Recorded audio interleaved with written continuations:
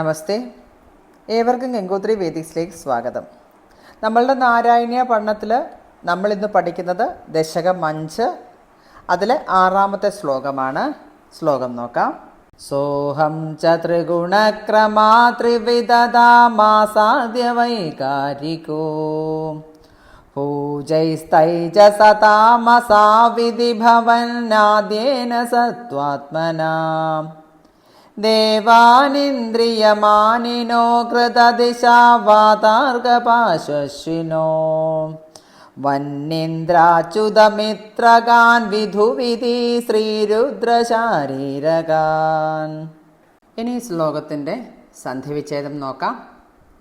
സഹ പ്ലസ് അഹം ച ത്രിഗുണക്രമാത് ത്രിവിധതാം പ്ലസ് ആസാദ്യ വൈകാരികഃ ഭൂയഃ പ്ലസ് തൈജ സതാമസൗ പ്ലസ് ഇതി ഭവൻ പ്ലസ് ആദ്യേന സത്വാത്മനാ ദേവാൻ പ്ലസ് ഇന്ദ്രിയമാനിനഃ പ്ലസ് അകൃത ദിശാ വാതാർകപാശ്വശ്വിനഃ വന്യീന്ദ്രാച്യുത മിത്രകാൻ വിധുവിധി ശ്രീരുദ്ര ശാരീരകാൻ. സന്ധിവിച്ഛേദം കഴിഞ്ഞു. ഇനി പദച്ഛേദം നോക്കാം. ത്രിഗുണക്രമാത് ത്രിഗുണക്രമാത് ത്രിവിധതാം ത്രിവിധതാം തൈജസതാമസൗ തൈജസ താമസൗ സത്വാത്മന സത്വ ആത്മന ഇന്ദ്രിയമാനിനഃ ഇന്ദ്രിയമാനിനഃ ദിശാവാതാർകപാശ്വശ്വിനഃ ദിശാ വാത അർക്ക പാശി അശ്വിനഃ വന്യീന്ദ്രാച്യുത മിത്രകാൻ വന്നി ഇന്ദ്ര അച്യുത മിത്ര കാൻ വിധുവിധി ശ്രീരുദ്ര ശാരീരകാൻ വിധു വിധി ശ്രീരുദ്ര ശാരീരകാൻ. പദച്ഛേദവും കഴിഞ്ഞു. ഇനി ശ്ലോകത്തിൻ്റെ അർത്ഥം എന്താണെന്ന് നോക്കാം.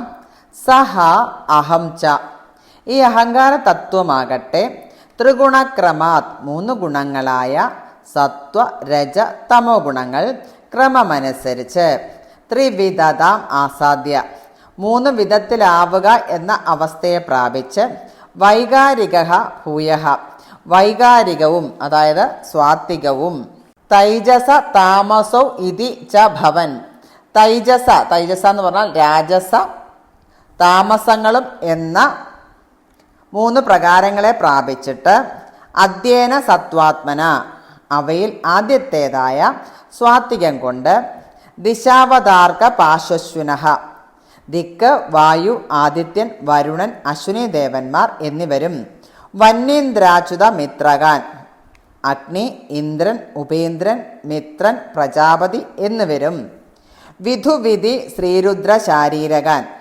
ചന്ദ്രൻ ചതുർമുഖൻ രുദ്രൻ ക്ഷേത്രജ്ഞൻ എന്നിവരും ആയ ഇന്ദ്രിയമാനിനഃ ഇന്ദ്രിയങ്ങളുടെ അധിഷ്ഠാതാക്കൾ എന്നഭിമാനിക്കുന്ന ദേവാൻ അകൃതഃ ദേവന്മാരെ സൃഷ്ടിച്ചു. അതായത് ഈ അഹങ്കാര തത്വം സത്വം രജസ് തമസ് എന്ന 3 ഗുണങ്ങളുടെ ക്രമത്തിൽ 3 വിധത്തിലായിട്ട് വൈകാരികൻ തൈജസൻ താമസൻ എന്നീ 3 അവസ്ഥയെ പ്രാപിച്ചു. ഇവയിൽ ആദ്യത്തേതായ സാത്വികാഹങ്കാരം കൊണ്ട് ദിക്ക് വായു ആദിത്യൻ വരുണൻ അശ്വിനി ദേവതകൾ വന്നി ഇന്ദ്രൻ വിഷ്ണു മിത്രൻ പ്രജാപതി ചന്ദ്രൻ ബ്രഹ്മാവ് രുദ്രൻ ക്ഷേത്രജ്ഞൻ എന്നീ ഇന്ദ്രിയാഭിമാനി ദേവന്മാരെ സൃഷ്ടിച്ചു. സവികൽപ്പമായ അഹന്തത്വം വ്യക്താവ്യക്തമായി പ്രപഞ്ചം രൂപം കൊള്ളുന്ന പ്രക്രിയ വിവരിക്കുന്നു. അഹം തത്വം സത്വഗുണങ്ങളിൽ നിന്നുണ്ടായ വൈകാരികവും രജോ ഗുണത്തിൽ നിന്നുണ്ടായ തൈജസം തമോ ഗുണത്തിൽ നിന്നുണ്ടായ താമസം ഇത് 3ആയി പിരിയുന്നു.